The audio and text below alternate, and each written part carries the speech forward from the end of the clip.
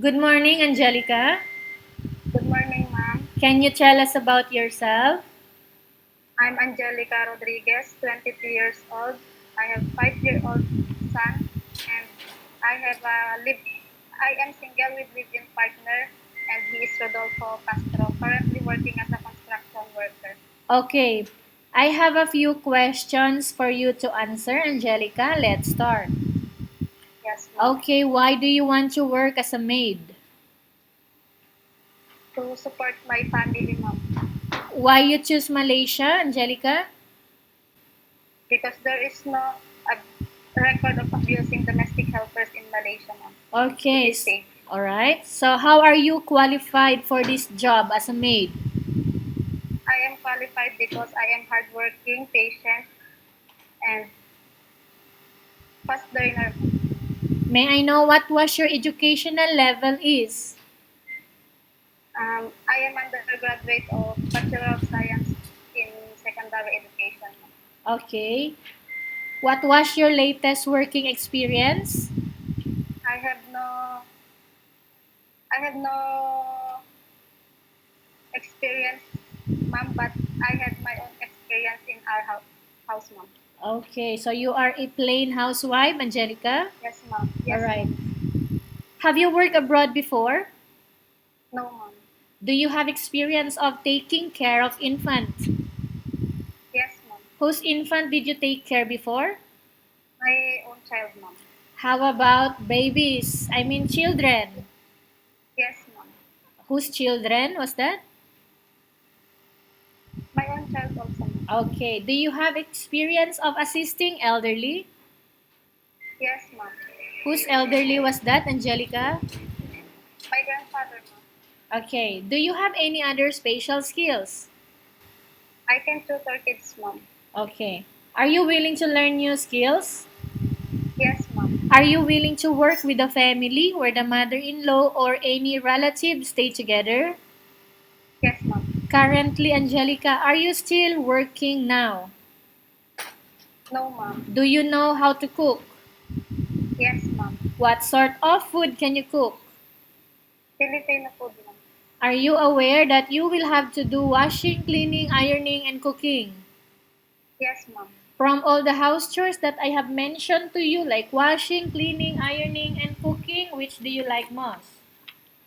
Washing, ma'am, and cooking. Okay, if ever you will be selected to work in Malaysia, who will take care of your child? My mother, ma'am. You are not allowed to use handphone during working hours. Yes, ma'am. You are only allowed to use handphone after you finish all the works and when going to bed. Yes, ma'am. You are strictly needed to surrender the handphone to your employer in the morning and your employer will return back to you once you're going to bed. Yes, ma'am. Okay, so if ever your employer finds out that you're abusing of using your handphone and it's affected your working performance, your employer will confiscate your handphone.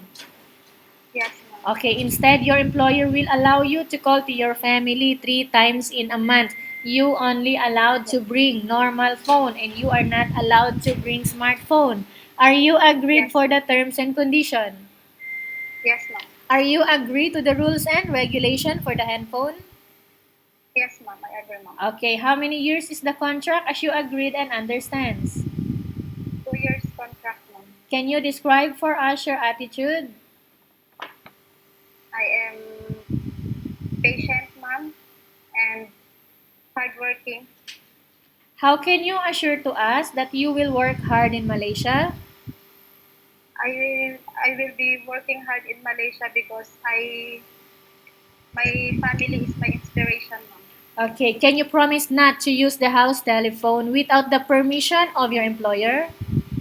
Yes, ma'am. Can you promise not to put on makeup but to dress properly while work? Yes, ma'am. Can you promise not to invite friends and relatives without the consent of your employer? Yes, ma'am. Can you promise not to ask for advance salary from your employer under any circumstances? Yes, ma'am. Do you really understand of the rules and regulation of the agency? Yes, ma'am. Do you pay any placement fee for you to come to Malaysia to work as a maid? No, ma'am. Do you have any history of sickness, breast cancer, or any other illness? No, ma'am. Do you smoke? No, ma'am. Have you suffered from any serious illness? No, ma'am. Okay. Have you undergone any operation before? No, ma'am. Are you medically fit or are you fit to work? Yes, ma'am. Are you in any medication right now?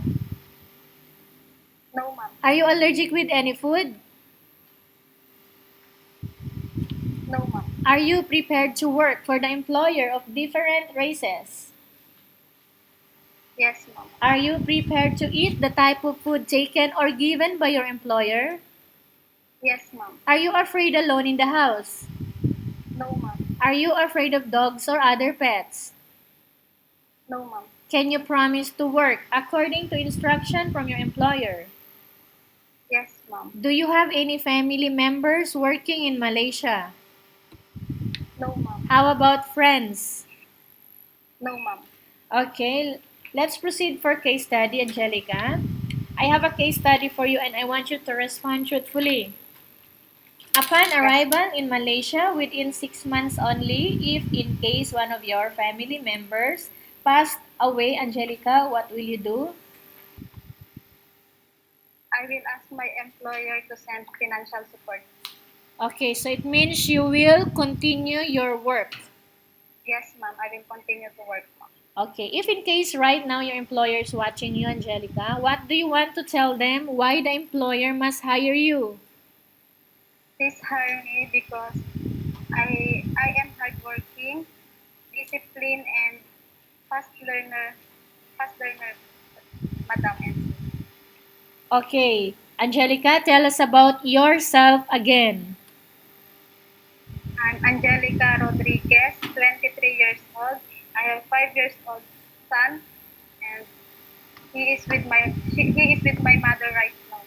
Okay, thank you very much, Angelica. We will update to your agency if there is any selection made by the employer. Yes, ma'am. Thank you, ma'am.